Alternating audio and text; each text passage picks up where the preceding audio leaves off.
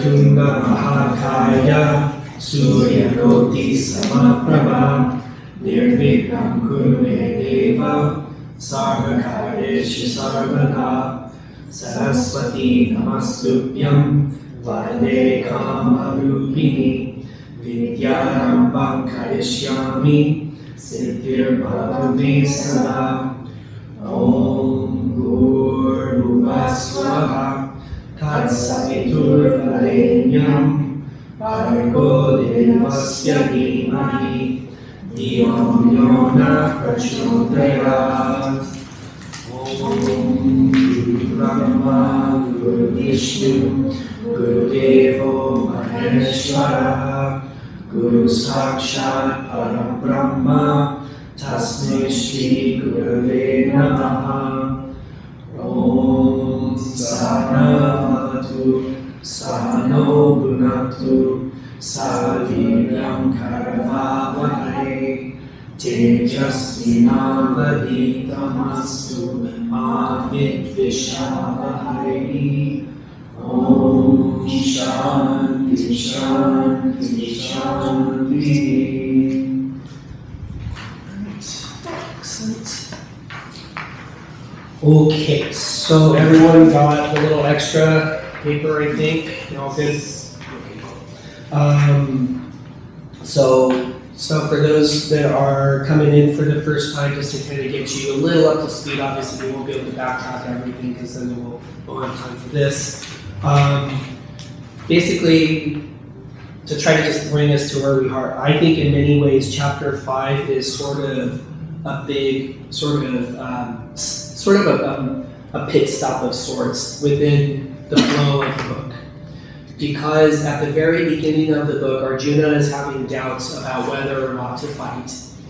He's telling Krishna, hey, rather than going and being a warrior, I just want to go run off to the forest and, be a swami and meditate and be peaceful, right? I'm paraphrasing that.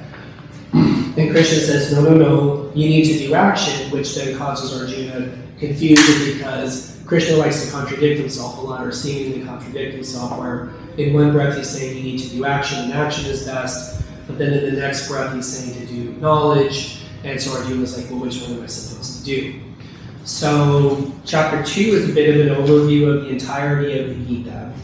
Chapter 3, if you recall, is really talking about karma yoga, about the sense of non-doership of action, and how it's the modes, the gunas that are called, are really the things doing the action.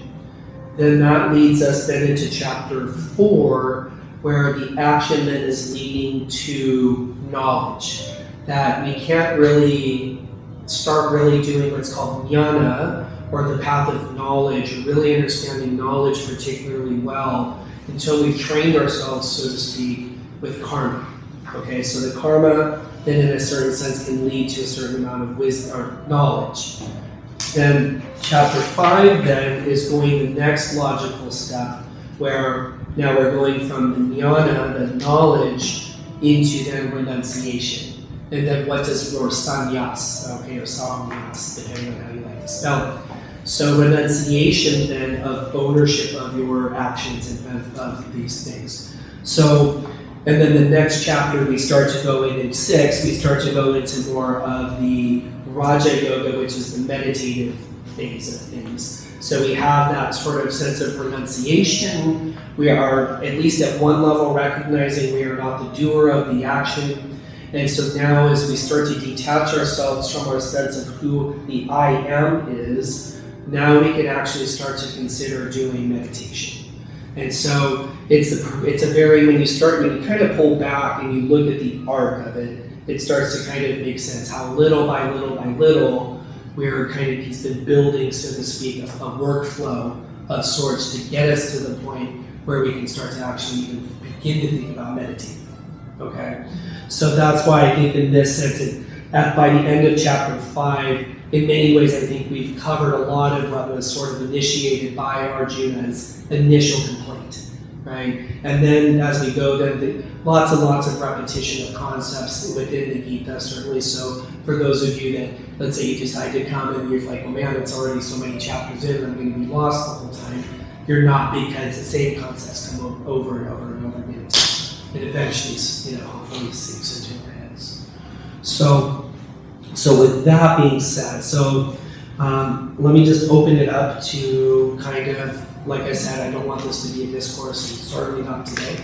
So if anyone wants to sort of take the point and sort of start at the beginning and sort of talk about if there's any concepts that you want to talk about or you have questions about, let's make this a discussion. What's Gigi treat this? I would say that even so this chapter starts with Arjuna asking again, which is a better path, and Krishna still answers. So this is what resonates with most of us in our life, that we know what the right way, or we are often confused, but it's fine to be confused. So maybe that's what my interpretation is. Like Arjuna is confused, and that's still Krishna's perspective. So it's fine. And then he is confused between which path to choose. And eventually this chapter starts with describing the importance of renunciation, but then tells that okay, even though renunciation is better, we place the importance to this world so much that Karma is better than the Jnana. Okay. Anyone want to add to that? I think what really sticks out for me in this chapter, and Krishna sets it out right off the bat, the initiative think that knowledge and action are different in, I believe, verse 4. But the wise see them as the same. The person who is established in one path will attain the rewards of both. I see this as him starting to make the bridge of renunciation and action are both part of the same path. You have to do both of them at the same time. And so by practicing one, you'll be able to kind of figure out through that practice that they are connected and both the same. And I think that's what he's trying to make that connection. Right? Great. Not really. He's kind of flipping there in lots of ways. Very good. Anyone else? So there has been a bit of an evolution when he said, you've recommended both, tell me definitively which is better. So he's not quite as lost. He has evolved somewhat, but he's still he's stubborn, right? As we are too. We often will read these books and we'll cherry pick the parts we want. I like that. It's like the buffet style philosophy, right? Well, I like that part. I'll keep that part, but I don't like having to give up that stuff. So I'm not going to listen to that part. I think that's old-fashioned. I don't need that. So he is evolution. He is evolving in that sense. Yeah. But I think that's the. I have so many notes on here. Sometimes it's a little overwhelming. Those two. So when he's like in 4, and they'll do a lot of this kind of back and forth, where there's a lot of, description. This is again where we can kind of think about where are we on our evolution. There's a lot of discussions like how do we know if we're evolving in our spirituality? Are we making progress? Hard sometimes, right? And so there's throughout these chapters, there's peppers of, well, what does the guy or a person that has done this look like, right? How do they act? How do they talk? How do they behave? What do they do, right? And so in 3, those who have attained the perfect renunciation are free from any sense of duality. They're unaffected by likes or dislikes and are free from the bondage of self-will. Yeah. I was going to ask about that. Is that the phrase bondage of self-will? Is that a concept we've talked about before, similar? Because I've never seen that phrase until now. So it kind of goes back to, it's your internal sense of agency. Okay. So it's when you say, so really, well, let's throw this out here. Let's make this a discussion, because really, what is at the core of the entire thing? Like, what is the point of the whole thing? I mean, let's maybe pull it back really high out for a quick second, because we can always go over little things here and there, and certainly it's all wonderful. But at the end of the day, what are we trying to accomplish through this process? remembering the self at all times, and through that knowledge, help inform our every action to be as, I guess, in line dharmically as possible for our path. Yeah. Anyone else? And to get rid of this cycle of life and death. Right. Nirvana. Yeah. Nirvana, freedom, moksha, mukti, goes by many names. So, what bonds us then? Why are we bound? Our actions. Desire, karmas, Actions, desires, karmas, right? feelings, yeah. So when we tend to think of ourselves, so to kind of pull back to your question, you'll see within these texts, Okay. you'll see self written two ways, one with a lowercase and one with an uppercase S. Okay? So it's an important distinction to pay attention to, because it makes a massive difference in what they're referring to. Okay. So when we are writing self, little s self, what is implied by that is our sense of ego, our sense of separateness, that you're Leonard. So when you think I am Leonard, right? You are identifying yourself within that I am circle as your body, your mind, your intellect, your story, your ancestry, your job, that's Leonard, right? Encapsulated. But that is your ego self, your lowercase self. Okay? So when he's talking here, the bondage of self-will, lower s, ego-driven self. Okay? Or in Sanskrit they call it ahamkara. Okay? Aham meaning like I am, like a sense of I am, like there's an I amness to it, right? The whole point of all of this philosophy, like in a nutshell, I mean, if you just strip away all the extra stuff, right, is like what Samuel said, it's ultimately to start identifying yourself as the higher self, the capital S self, okay? So the capital S self is just the I am. I am. That's it.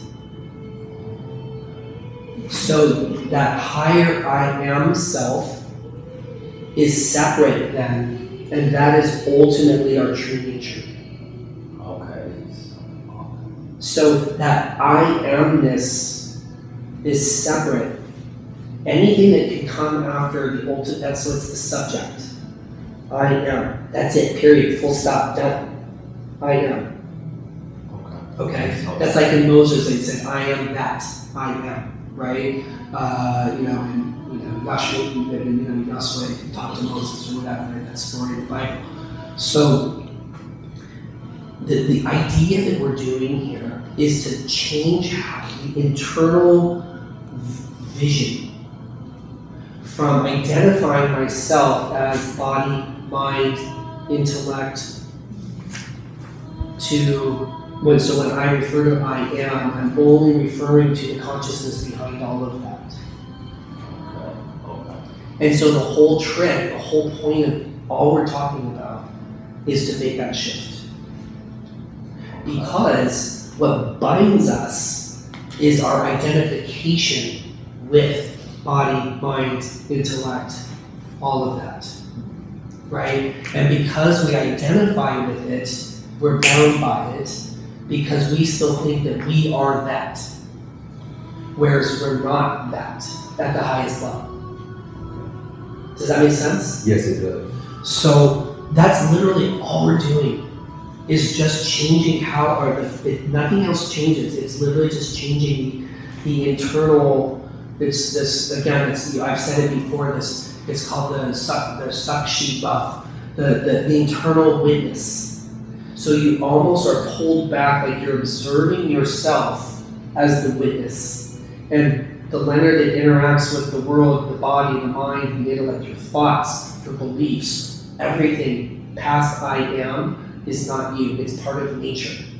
So we're talking about the modes of nature, the gunas. Remember, Rajaguna and all that. Those are not even us either. we're beyond that too.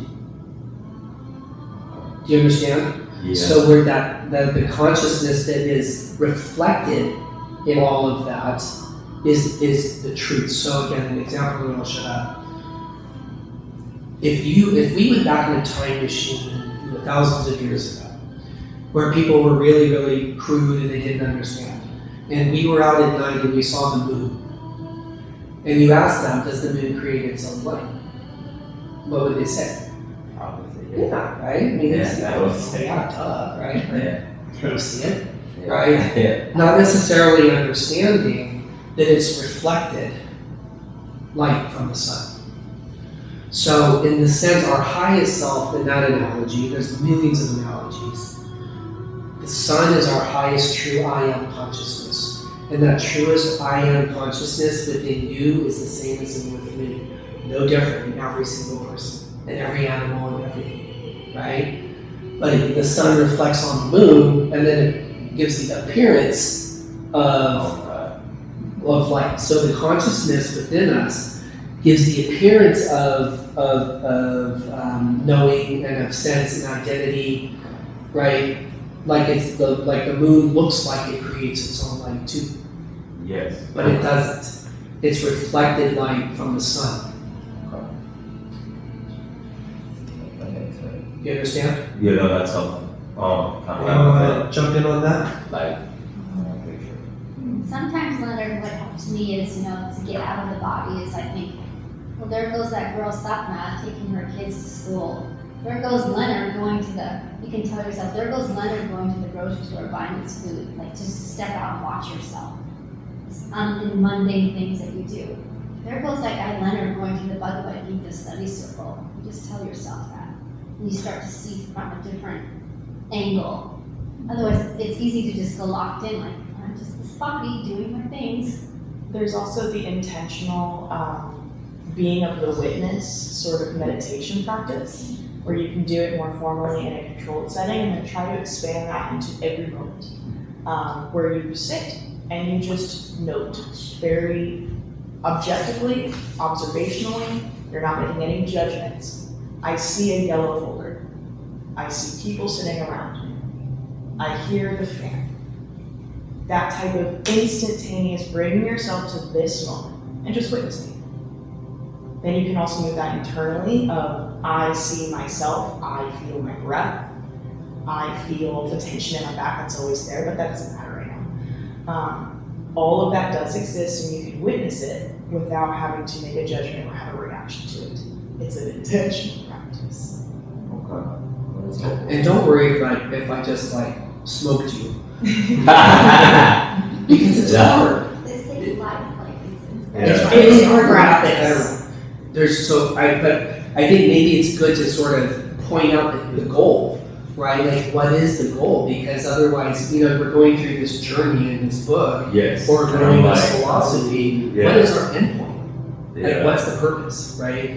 And so then, in that sense, the teachings say, or what they say is that, so yes, doing meditation, which again, like I said, is the next chapter, that's practicing for the witness. To stop identifying ourselves as the mind, the body, the intellect, all of that. It's practice. But in the ideal sense, we would have that sensibility all the time, Okay. right? It's just as we sit there doing, whatever we're doing, right? Your mind's wandering off and, oh my God, just stop, and come back and come back and come back. It's practicing, because then if we can detach ourselves even from our own thoughts, because oftentimes we think of our thoughts as ourself and not realizing that we are also not our thoughts, Okay. wow. right? Because think about it, there's a witness to your thoughts. You notice your thoughts. Who's noticing? Who is the observer of the thoughts? Observing my thoughts. Well, who is that? Capital S, self. Okay. Yes? There's something. So one moment, so I did this to my daughters. Okay, so picture in your mind's eye an elephant riding a bicycle with a pink ice cream in its trunk. Okay? Doesn't matter. Now think of you paddleboarding on the river over there. Okay? So you saw both of those in the example. So you had thought A and you had thought B. Yeah. There was a space in between thought A, there was a space between thought B, Yeah. where there was no thought, albeit brief. Yeah. But who was the witness of thought A and thought B? I witnessed. So who is that? Because there has to be something static in order to monitor change. Okay. Oh, wow. That's interesting. Okay. There has to be a riverbed for the river to flow over. There has to be some fixed point in order to observe motion. Right. Okay. That makes sense. That's interesting. Okay. Wow. Good? Yeah, I'm good. Mind blown a little? Yes. Yay! That's I'm cool. trying to, yeah. Anyone else? Yeah, with even mind, they rest in Brahman. It was perfect and everywhere the same.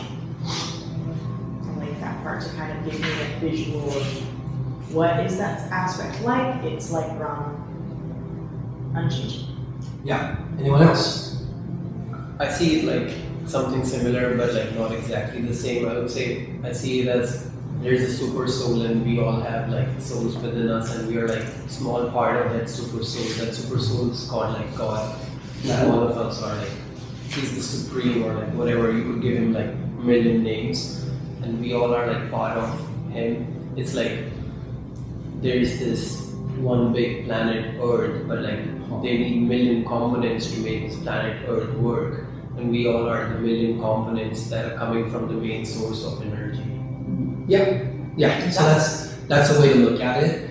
So again, within the Indian philosophical systems, there's sort of dualism, like ISKCON or some of those guys. There's qualified non-dualism, it's called. There's a Ramanujacharya who kind of says, I'm a component of God, right? I'm the same stuff of God, but I'm not God. Yeah. Like in that sense, there's a separateness, so, if you have a big flame and I will take a stick on fire out of said flame, the flame is still of the same stuff of God, but that bigger flame is we're all pieces, like we're cells in the body of God. So that's the qualified non-dualism of Ramanujacharya. And then the Advaita, right, so non-dual, right, negated, Dvaita means dualism, Advaita, says that we're not any different than that super soul.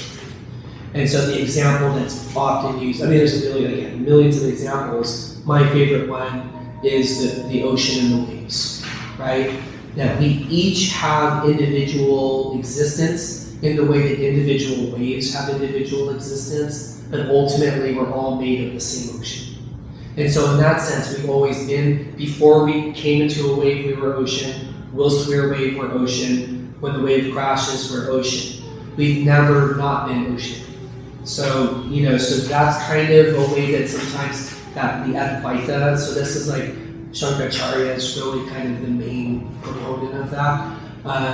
So that's sort of the process of sort of some of the Indian schools of kind of, but it's hard for us to recognize that in our day-to-day life because we live in dualism.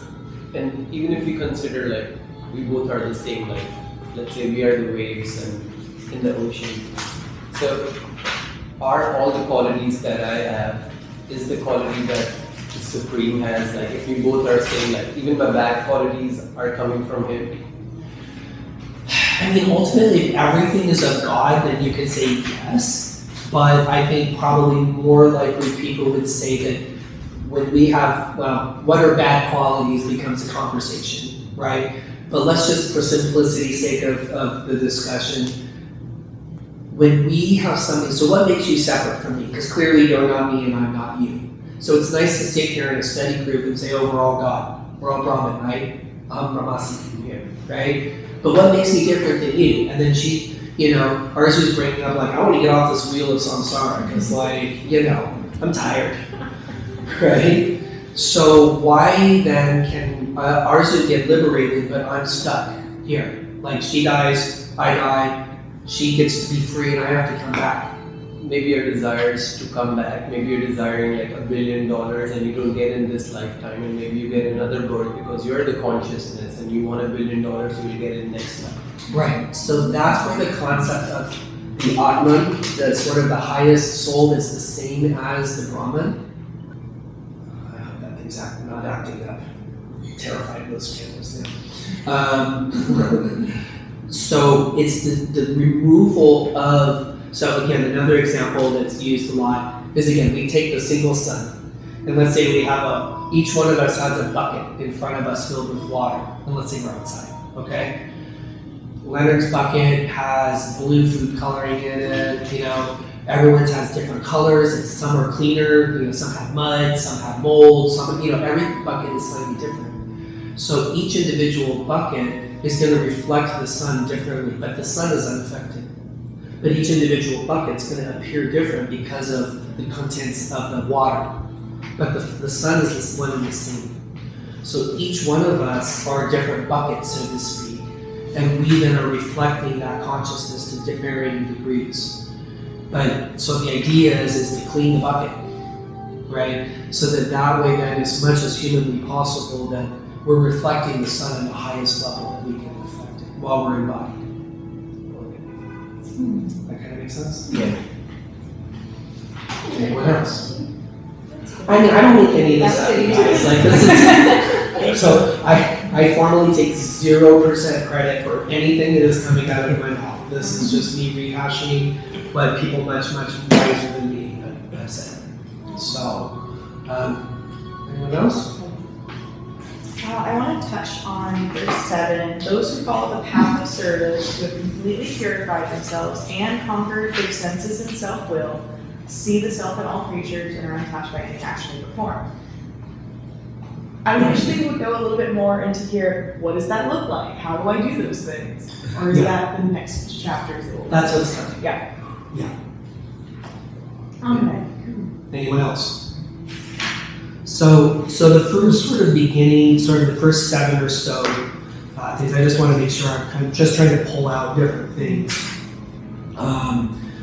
The unaffected by likes and dislikes. One of the sort of criticisms, especially like when Western people were coming into India and really learning, like Max Mueller, were learning a lot of the Vedic philosophy. A lot of the criticism of the West is that, is a nihilistic kind of do-nothing kind of ultimate theology, because, your highest goal is to sit here and do nothing, right? And that's, a gross misunderstanding. But I think, another, again, example that is used is when we're unaffected by likes and dislikes, does that mean that we're dead? Are we like dead bodies? Are we trying to rip these things out of us? Or is it somehow, how do we get rid of those? Because obviously we have likes and dislikes. I think it's just not identifying with the likes and dislikes so much of like, if there's nothing to eat and I have to eat, a sandwich with mustard, which I hate, I will eat that and I will be like, wow, this is so terrible. And I might even make note of wow, I absolutely hate this. I notice my stomach even trying to reject it. But I'm not going to let that stop me from doing that action if I need to do that action. I can still not like it, but just renounce that, my reaction to that dislike. Yeah. So the renunciation is not about putting on an orange robe and having dreadlocks and all of that, right? Because that's often what people think of. The renunciation can be very much done in the household or in our day-to-day life. It's that we are recognizing that higher I amness is really ultimately the true renunciation, because you're renouncing the sense of doership, you're renouncing the sense of separateness, you're renouncing the sense of false self, right? And then these things that are in the material world that we're talking about, in a certain sense, the reason why people who get to that point are able to get rid of those likes and dislikes is because they're outgrown them. And so they naturally fall off. I mean, think about stuff that we've had in our life. So think about how when you were 7 years old and you were so attached to your teddy bear or, whatever, right? And had your parent taken that away from you or insisted that you give that away, it would have been devastating for you. You'd be complaining about it on TikTok because you have trauma, right? But suddenly, that teddy bear becomes less interesting when you're 14 and you discover, other things, right? And now, like, your mom's like, hey, do we want to donate the teddy bear to Goodwill? And you're like, oh, I didn't even realize we still have that stupid teddy bear. It's kind of like Toy Story, right? Where the little boy, gives up Woody and Buzz at the end, and everyone feels so sorry for Woody and Buzz or whatever, right? He just actually outgrew it. And so I think that in many ways, these sages, spiritually on their evolution, or their journey, is that they just sort of outgrown a lot of this stuff. And it's just like, okay, I don't need this stuff anymore, right? And so it's just a natural falling off. And that, I think, is really the important thing to understand and learn. Again, even if within our own Arjuna selves, right? We may say, well, okay, like jnana yoga, but if we haven't outgrown those desires yet, if we're still that 7-year-old kid longing for the teddy bear, you're not ready for renunciation. You're not ready for the highest jnana, because it's going to be painful to try to do that, right? Versus if you say, no, you know what, realistically, I'm not ready for that. Like, I still want the new Tesla. I still want a fancy house. I still want, the job title. I still want whatever it is within the world that you're hoping to satiate your sense of being. Then you're probably not ready for renunciation yet. It should be just a natural progression of yourself. You're like, I don't really need a new Tesla. I'm good. I don't really need a fancier house. This one works just fine. And so now suddenly you're present with as it is, and now you're detached. You're like, yeah, I like the Tesla, it's nice, but like, if it broke or something, I'm not gonna lose my mind over it, right? So you see there's a natural evolution and flow. So that's why I think there's so much emphasis on karma yoga in the book, because most of us are still very much in that action-oriented phases of our lives. We have kids, we have jobs, we have all this stuff we have to do. And so it's going to be really much harder in many ways for us to be able to internally just naturally have those things fall away. Any thoughts? How would you define the term action inaction? Yeah, so chapter 3, read it. I don't want to spend too much time because it'll kind of bog us down. So again, the concept of it's about the concept of agency. Do I identify myself? Anything you do is going to be action, including your thoughts, right? Whether it's thoughts, words, deeds, mind, intellect, all is action. The whole point of, is it karma or is it karma yoga, is the attitude through which you do it. That's the key. So this, a thief with a knife stabs you in the stomach to do harm. A surgeon stabs you in the stomach to save your life. The action can be the same. The intention is completely different, right? So what may appear as an action that's harmful on one level may actually end up not being harmful in the bigger picture, because we don't necessarily know the intention of the doer, right? So when you're acting, it's how are you acting? Are you acting towards egotistical ends, or are you pulling back, again, ideally as the witness, and saying, it's not me that does, it's the body, it's the mind, it's the intellect, it's the ego that is doing this, the gunas, the modes, that is doing this stuff within the world, but the I is not, it's unaffected. And that's the difference. So Does that answer your question? Yeah, so I could still buy a Tesla, and if I'm not attached to the Tesla, I could still renounce, Absolutely. You can Absolutely. drive out the lot and crash it. Yeah, and I don't care if it crashes or someone steals it, still I'm renounced because I'm not attached to that materialistic possession. 100%. And that's again where there's this big misunderstanding of the concept of renunciation, right? Like, oh, if I'm a renunciate, or if I have that sense of renunciation, then I have to give up everything, I have to sell my stuff, I have to live in an ochre robe and be a celibate, and all that stuff, be a swami, right? And that's not the case. Only you will actually truly know in your heart of hearts, are you actually attached to that Tesla or not, right? If you're like, yeah, of course, no one wants their Tesla to get ruined, of course, right? No one would want that. But you're like, well, if it comes, cool. If it doesn't, cool. It is what it is, right? If the job promotion comes, cool. I did my best. If they recognize my work at work and I get the job promotion, cool. If they didn't, okay, cool. You see, So you're not attached to that. You just do what it needs to be done, and then you let go. That's karma yoga. Anyone else? All right, let's move forward then. Do you want to say anything? No. Okay. Let me see. So just really fast, just again, just sort of on these papers, I just wanted just to point out. So sannyasa just means, nyasa means renunciation, but so samkhya is the more theoretical, the jnana yoga, the karma is more that sort of practice based. And then what the ideal is that we move from the desire prompted activities to selfless activity to the more contemplative life, okay? And then I just put as a review for some folks that haven't come in the past, they talk about in 3, that sense of duality. So I just wanted to put that again. These are very common things that come up again and again and again and again throughout these kind of books and stuff. So anyway, I just wanted to point those out. We don't need to go through them. But please keep those, by the way. They're good to take. Okay. So let's see. So the next kind of chunk that they talk about is kind of 8 through 22.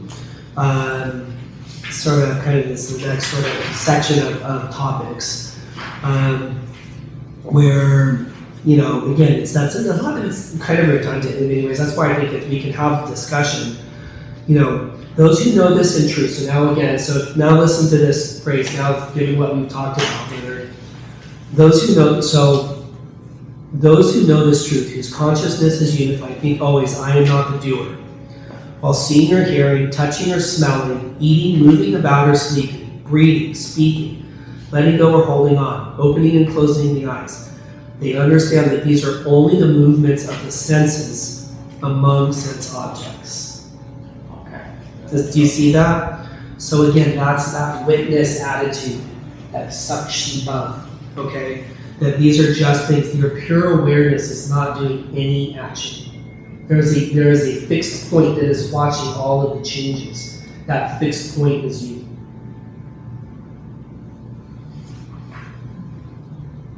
Anyone want to comment on that? What helps me visualize that is going back to the symbolism of the 5 horses being the senses, and then the lower self and the higher self being Arjuna and Krishna. So you think about that verse in particular, when I think about those are the 5 horses, those are my senses. What am I seeing, tasting, smelling?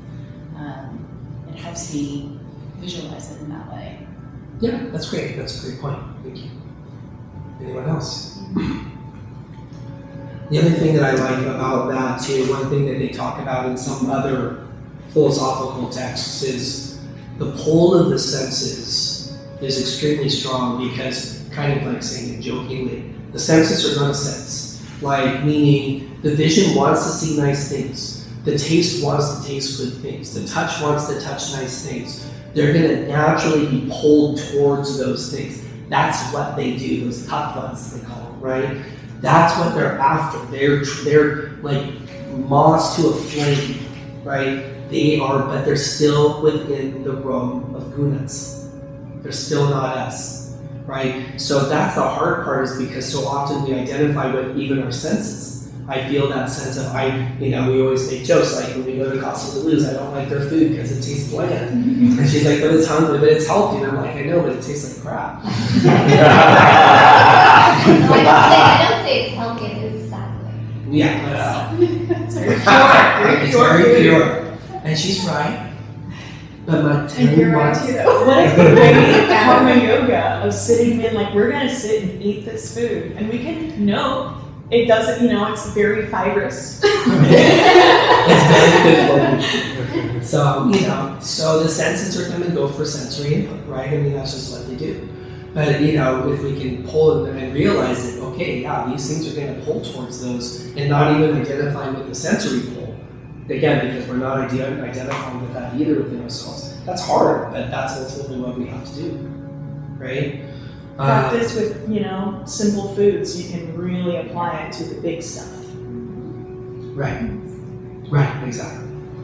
And then, 10, those who surrender to Brahman, all selfish attachments are like a leaf of a lotus floating clean and dry in water, right? For those, does everyone understand? I know many of us in this room do. For those of us that understand the lotus symbolism in Eastern philosophy and religions, does anyone not understand the lotus symbolism? Because I think it's a good symbol. There's a reason it's popular. Every goddess is sitting on a lotus flower. You'll see many organizations, like spiritual organizations in India, Buddhism as well. There's a lotus flower. Do we know the lotus flower symbolism? Two things. It grows like on something dead. Mud. And Close. And then like Brahman, out of his stomach came. Yeah, but why the lotus and not a rose? Why the lotus and not a jasmine flower? No mud, no lotus. Right. So who wants to explain? Yeah, I don't know. Essentially, from the gooey grossness of life comes this beautiful lotus that would never exist unless it had that. And the lotus is significant in that the muddy water can hit it, but it just rolls off of it, almost like water off a duck bath. A lotus works a very similar way. So it's a great symbolism of a spiritual aspirant to have a lotus. I can exist amongst the world and still be this lotus. Unaffected. So it grows from the mud. Lotuses don't grow in fresh spring water flowing down the Himalayas, and it's crispy, clear, delicious water. It's the thick, gross, stagnant in these ponds, and then you get these beautiful leaves, right? So it's growing into this beautiful flower amongst the murk and mud of the world, and then not touched by the dirty water, within its growth.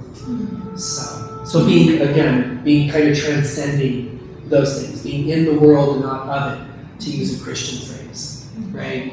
All right, cool. Let me see.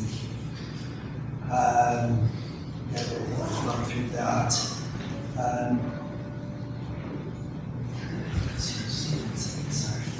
Oh yeah, I wanted to just so this is to kind of go the fourth bullet point where it's talking about, again, I think we touched on that already, that witness attitude, so that way you have it. There's two terms, the paramartika drishti. Drishti just means point of focus. And then the vyavaharika drishti is the two different views. And so if you see next to it, I wrote the higher versus the lower. So when we're flipping our sense of seeing while we're in the world, right? And I think this is an important thing to kind of understand, is that we on our day-to-day life, when we're in illusion, when we're in delusion, right? We are in that lower, the Vyavaharika drishti. So when we see, the example would be, if I see a golden bracelet, so a bangle is a bracelet, okay? If I see a golden bracelet, all I'm seeing typically is the bracelet, right? So, that's a pretty bracelet, okay? With the higher vision, I'm flipping my vision internally. And now I can flip it and I can see the gold. And then I can flip my vision and see the bracelet. Do you see how it's a matter of just flipping back and forth your internal mind's eye between the two things to recognize gold, to recognize bracelet, or to recognize mud, to recognize pot, right? So in understanding that the bracelet, could you have the bracelet exist without gold? Would that bracelet exist without gold? Like if I have a gold, 100% pure gold bracelet, and I just go, gold disappears. Bracelet's gone. Where's the bracelet? It's gone. Doesn't exist. So bracelet doesn't have independent existence outside of the gold, right? Now, if I say, we get rid of bracelet, it's a gold bracelet. Get rid of bracelet, can the gold still exist? Does the gold still there? Yeah, sure, I'm grateful. You may not have embraced it, but you still have it. Right? So it's flipping the vision between the two sides, right? So in a similar way, that's how we look at the world. We are the cosmos. Is that we have, on one hand, we see God everywhere, but we can also see that there's a car coming across the street not to step in front of it. Right? There's an Islamic phrase that I really like. It says, trust in Allah, but tie your camel. Yeah. What? Like what? Trust in Allah, but tie your camel. Oh. Yeah. Yeah, so, yeah. All right, any comments on that? Yeah, it's just being aware of what is perishable and what is imperishable. So the bracelet here is perishable, but the gold is not. Right. Right. Anyone else? Perishable in the sense that it has dependent existence, Yeah. not independent existence. So that's the thing that I think oftentimes is confusing when you read Vedanta, right? It says, well, we don't exist. And it's like, well, we do. Impermanent, yeah. That's Impermanently. Yeah. We exist in the way the Bengal exists, but we meaning our individual egos. But the highest truth of us is we exist as the gold. But the problem is that you're identified as being a Bengal, I'm identified as being a necklace. And so there it is the confusion. Anyone else? I'd like to touch more on the next part of the City of Nine Gates. Yes. I've actually not really seen the description of the body this way. It sounds that way. We can just talk about that. Yeah. Yeah, you know, yes, so I did make note of it on your little thing to clarify that. That's about.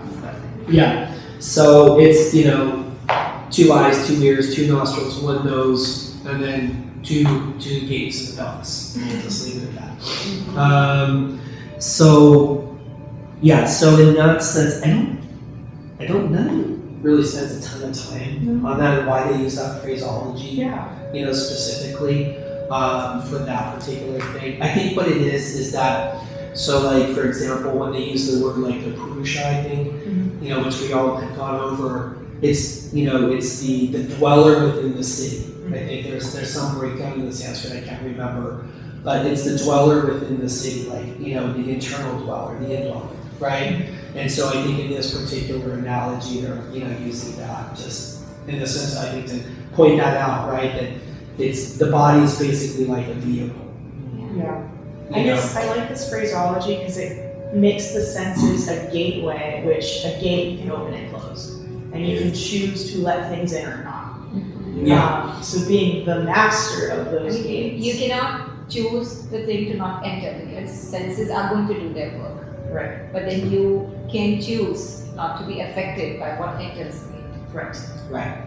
And that's, again, we go back to the horses, right? The horses are the senses, the mind is the rose, and then the intellect is the charioteer, right? To sort of guide those horses to proper channels. Another example that is given in some texts that I like personally better than the City of Nine Gates is where they'll use the example of a pot that has, like, if you take a pot, like a sealed pot, and you have 5 separate holes in the sides of the pot in wherever locations, and then you put a candle in the middle of the pot, and you take it into a dark room, right? That only where the light pokes out through the holes in the pot is the only places where you'll be able to have any illumination within that room. And then anything between this hole and this hole's light beams in that dark room are going to be dark, right? And so that example is used sometimes to talk about the senses, right? That the limitation of the senses is just what is through the eyes can't taste the hollow. The ears can't, feel, the blank, and so on and so forth.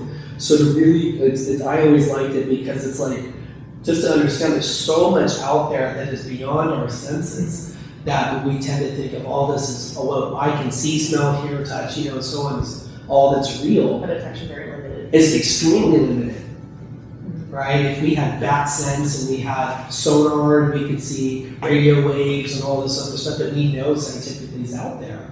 But yet, again, if we went in that same time machine and said, oh, there's these invisible waves coming through and it's doing it, and look at you like you're a madman, right? So I've always liked I like that analogy a lot. yeah, I've always found it more helpful than this one for whatever reason. The next part of that I also did want to talk about. They are not driven to act, nor do they involve others in action. And the involving others in action, I think, is a little bit confusing to me. They're not driven to act, nor do they involve others. Where's that? This is verse 13. yeah, Verse 13. end of 13. Yeah. So they put the master of the city of nine gates are not Yeah. driven to act, nor do they involve others in action.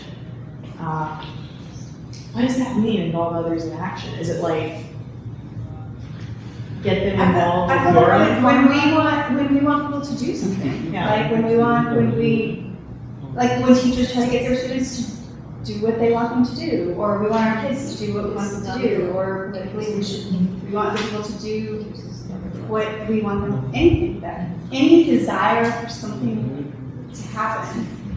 I feel like that's that one. Yeah. So they do not involve others. Exactly. I think in the sense of, from the sense of attachment, Okay, that makes more sense. right?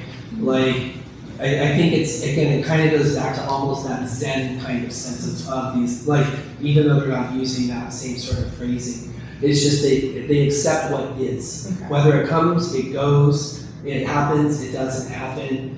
They're so sort of settled in their highest sense of self that if, I'm going to do this thing and you want to help, cool. But if you don't, then cool. So it's not like, oh my God, like, I'm getting attached to that and then I hope Samwise helps out today. I hope they get it. yeah. You know what I mean? So I think that's the way I kind of interpret it. Anyone else? That clears it up. Thank you. Okay. And then again, so in 15, again, this is kind of, we talked about a little bit of this of like, the sense of, we talked a lot about kind of the quote unquote sin last time. But again, this kind of even, I think, circles back. I'm sorry, I forgot your name. Aryan. Aryan, that's right, sorry. The Lord does not, in 15, the Lord does not partake in the good and evil deeds of any person, right? Judgment is clouded when wisdom is obscured by ignorance, right? But then ignorance, then in turn, is destroyed by the knowledge of self within. So, again, this is why we sometimes do not the best things, because it's basically due to our ignorance of our higher self. So it's not sort of that sort of concept of like an original sin or any of that kind of stuff. It's just that we erroneously ascribe an action that's going to bring us what we think is going to be either attaining happiness or getting away from what we perceive as unhappiness. But if we've attached ourselves to our ego, right, then that's going to lead us potentially to do things that we maybe aren't ideal to do, right? But it's that. But ultimately, and again, we talked about this in the past, at the very highest levels, when you're transcendent of all that, and you've woken up from the proverbial dream, and you're not identifying with the modes, the gunas, and you realize that it was just the modes and the gunas that were acting, then you're free of even those karmas because you are not the actor. That's why it says early on, he who thinks he kills or that he is killed, neither understands correctly. Both are wrong, right? Now, while we're living in this world, we still have to tie up our camel, right? So while I'm still in the dream, I'm still subject to the consequences of my actions. But the moment I go from the dream state to the waker state, right, all of that's gone. I want to leave a few minutes at the end. There's a thing that there's a very famous chant. It's called the Nirvana Shaptakam that I want to listen to, and you guys can read the words as we go through it. It's only 4 minutes long. I have a recording. I like it. It's because I think as you read the words in English and you'll recognize it, it helps a lot of this stuff come together, and you kind of it gives a good understanding. Yeah, where they get it from? It's really good. I mean, where did you get it from? Like, Oh, it's just a famous shlok, right? oh, is it from? Yeah, I think yeah, you'll recognize it's a Shivo. I can't say right now. Shivo hum, Shivo Yashan, Shivo hum, Shivo hum. You know the song. You've heard it 1,000 times and you just Oh, know it. okay. So I want to, it's about, like I said, I want to save a few minutes for that because I think it's really great. It's very beautiful and it's on like Pandora and stuff if you ever want to listen to it. So, okay. So we left off kind of around 18, 19, 20, somewhere in there.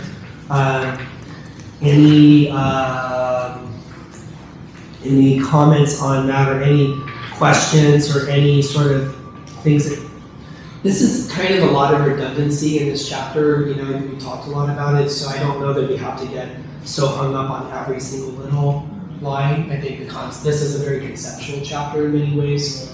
So, I mean, I'm certainly happy just to talk if you want to do that. Or one question I have is that we discussed last time about that why does the God need this Leela?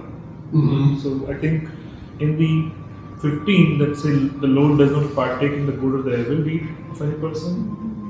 So Mhm. that same question that okay, if God is not partaking or not doing anything about all which is going on, then again the main question that why this everything is happening. Yeah. So I think the other discussion was that it's God's pastime. That Right. everything is Yeah, happening, like this that book says Leela, this as God's pastime. Right. Right. so. but here it says that it's not doesn't partake in the good. or the Yeah, evil. last time I remember we had this like about verse Leela. So I went back and I was kind of googling a lot of stuff, and then I came across this really beautiful like part of Rig Veda. It's called Nasadiya Sutta. It has 7 verses, and it kind of starts with about a time when even existence was not there and non-existence was not there, and there was darkness filled with darkness, and there was void, and around it was void, like there was literally nothing, and nothing also did not exist. At that time, the one, like some kind of consciousness, I think we could call it Brahman or very primordial state of that consciousness, it emerged, and from that, like there was desire, and then from that the mind was created, the mind, not your mind, my mind, or our mind, it's the mind which is created.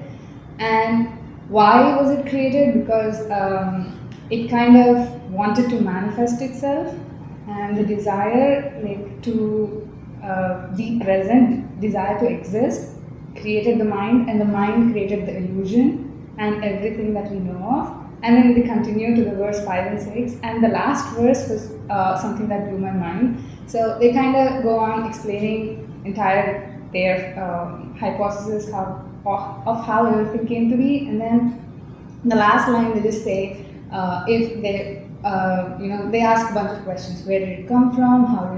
When did it happen? How did it happen? And all that. And then in the last verse, they kind of say that if there is a witness to it in highest of highest consciousness, or even in a higher platforms, whoever it is, if he has witnessed it, they have witnessed it, they would know, or perhaps even they do not know. So they kind of put a limitation on human understanding that we only can see to a certain level, because everything that we are came out of that desire, the ichcha. It came out of that desire, and until we cross that barrier of letting the desire go, we cannot actually see the truest form of it. So it was very humbling to accept that we may never know why this Maya is there, why this desire is there, until we actually can get rid of it, to see the true consciousness, and maybe then we can understand, or maybe even then we cannot. So it was very beautiful and humbling. That's That's thank you. Yeah. Fantastic. So I would recommend, like, if you have, more questions, there's Nasudya Sutta. Are you part of the WhatsApp group chat or something? Because you should totally send whatever that is.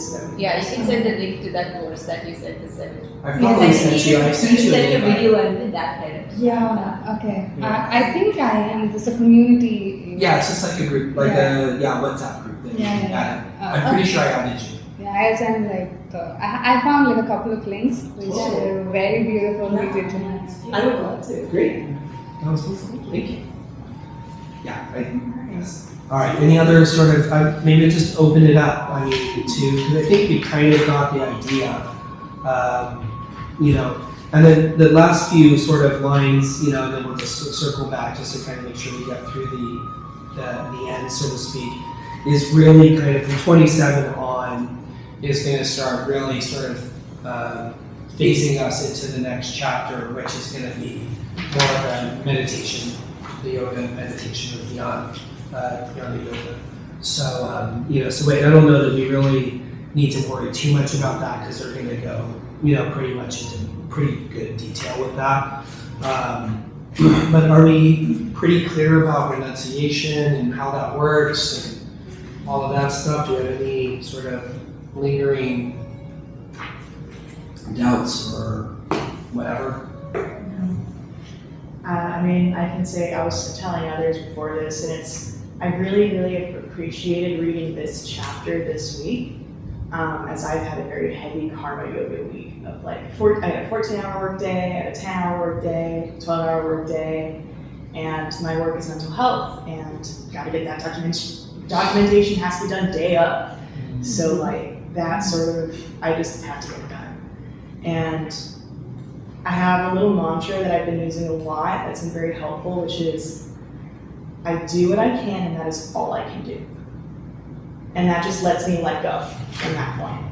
And whatever anyone else says, there's a work group chat and people get really catty in that. And if they say, Samwise, you need to do that, I'll be like, okay, I'll get that done. Whatever needs to get done, I'll do what I can, that's the best I can do. And that practice of renunciation, no matter what externally is going on, has to be a conscious practice. And I really appreciated having this book as a external reminder to that practice. That's mine. Anything else? Either, you guys want to chime in and, you're doing some Vedanta online, any thoughts on all this? Was this all review, or you had this all down, or you No, want I to just, please jump in, comment? yeah, thank you. I appreciate being here and having a local community. That was really, really nice. So, yeah, thank you for having me. Great, it's a pleasure. All right, anything else? All right, then let's listen again. There are many versions of this online. Some are very boomy and very kind of warlike because it's about kind of Shiva, and Shiva is the destroyer god, and so sometimes the interpretation is very heavy and rough with lots of kettlebells and drums and things like that. I chose a not so heavy duty version of it. But yeah, it's 4 minutes, and I think if you read the translations, I think it'll make a lot of what we've talked about really kind of consolidate and make sense. So, at least I hope so. And it's pretty too, so.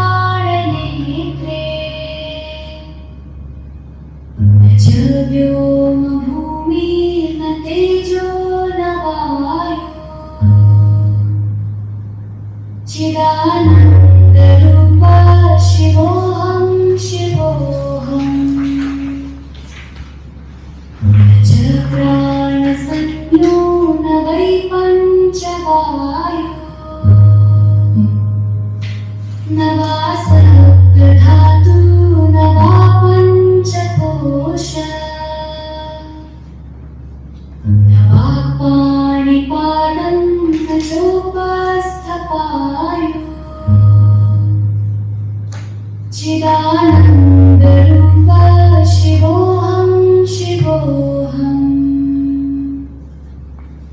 न मे द्वेषरागौ न मे लोभमोहो मदो नैव मे नैव मात्सर्यभावः न धर्मो न चार्थो न कामो न मोक्षः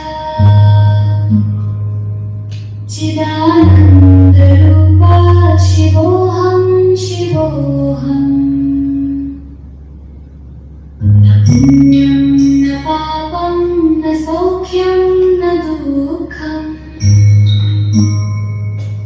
न मन्त्रो न तीर्थं न वेदा न यज्ञः अहं भोजनं नैव भोज्यं न भोक्ता चिदानन्दरूप शिवोऽहं शिवोऽहम् न मृत्युर्न शङ्का न मे जातिभेदः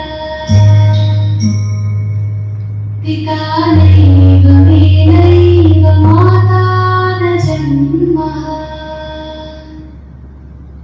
न बन्धुर्न मित्रं गुरुर्नैव शिष्यम्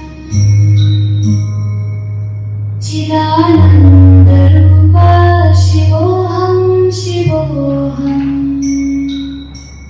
अहं निर्विकल्पो निराकाररूपो विभुत्वाच्च सर्वत्र सर्वेन्द्रियाणां न चासङ्गतं नैव मुक्तिर्न मेयः चिदानन्दरूप शिवोऽहं शिवोऽहम् You have to share this with me. It is so nice. So beautiful. I'm just gonna listen to it in loop now. Right. It's the. I mean, if you look it up, it's if you just put it like Spotify or Pandora. No, but I like this version. Like This this version. version. Nice. Yeah, I'll try to send Like, it. Is even, like, Pandora? even if you listen to like Gayatri Mantra, everybody has that different, music or Exactly. sound. This Yeah. like, it just brings it all together. Yeah. Yeah, I that's agree. yeah, I like it too. The singer of it, or at least on here, it's BEEKE. Yeah, I don't know. Okay. That's my story for singing too. Okay. So I think if you really understand that, that really encapsulates pretty much everything, you know. So that's why I like it. Yeah. I like that it goes into that Gyan Yoga thing that you be aware of yourself and thing. But I really I think even Gita tells us that Karma Yoga is better than the Gyan Yoga. It's because a person who knows Gyan Yoga can only apply it to himself or herself. But a person who knows Gyan Yoga and does Karma Yoga applies that thing for others as well. So, Yeah. like helping just one person, but helping so many of us. Right. So that's what Karma Yoga is better. And it's just so better. Perfect. Anything else? That's my comments or anything. I've heard this from the Sounds of Isha Foundation, like the Sadhguru thing. I think they have another version of the same thing, which I heard like a long time back. Yeah. Yeah. Yeah, they do have a whole there's actually we had it a long time ago. It's a sacred chant of Shiva. They have a really nice one. And they have one that's very ethereal. In fact, I have it on this playlist, but it's not as tight and crisp. It's almost like it makes you go to sleep. Like I used to listen to it a lot to just go to sleep because it was just so relaxing. So I wanted one that was like we could follow, not take 10 minutes. Yeah, that has like 10 minutes. or Yeah. more than that. Yeah. So, but yeah, I liked it. I thought it was really pretty. And like I said, there's the big drum ones, where you feel like Shiva's coming with the Rudras to come do battle with you. But I felt like this was more meditative. So. All right. Well, cool. All right, well, thank you everyone. Let's do our closing prayers. And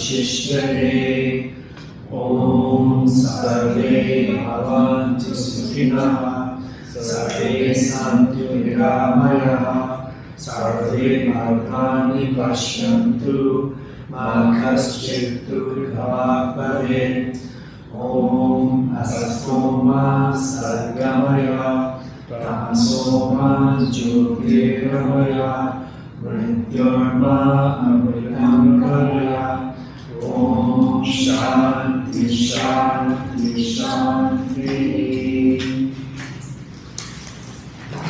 Thanks again. If any of you are interested, I do have some old or if either of you guys in the new, if you want to come back, and if you want, I do have somewhere in there, I do have some of the old chapter paperwork. If you weren't here last time, so if you want that, I can maybe have some extra copies if you're interested. If you're not, I'm not offended. I just print out a bunch and then, so if you want any of those, I have some copies somewhere on the folder. So, all right, anything else? Does anybody else have any like chants or mantras that they really like to come back to and totally share those with the group? Because I always like to find more. My personal favorite is the Hanuman Chalisa. I've been dedicated the past year and a half to memorizing it, and it's my daily I need something to help me with my karma yoga. I'll just start chanting. That's very powerful. Maybe you can maybe after we're done with Gita, we can read The Ramayana? not the so they're kind of it's actually about love and devotion that you can have. So it's more bhakti yoga. Yeah. Which one? So they're kind of like that. One of the chapter in One Ramayana. of the chapter. No. So when you're talking about chants, I think my chants change depending on my senses. Yeah, We used to have so many back in the day, our CD collection Oh. in those days. Yeah, they've all gone away. Actually, I have this huge playlist. It's like legends and chants, and there's so many. Yeah, it's so endless. But yeah, Hulu chants is obviously very popular. I mean, a lot of these are pretty standardized chants that that are pretty typical. That's why I chose them. They're not too specific to one god or one guru, or in that sense. Kind of the basics, if that makes sense.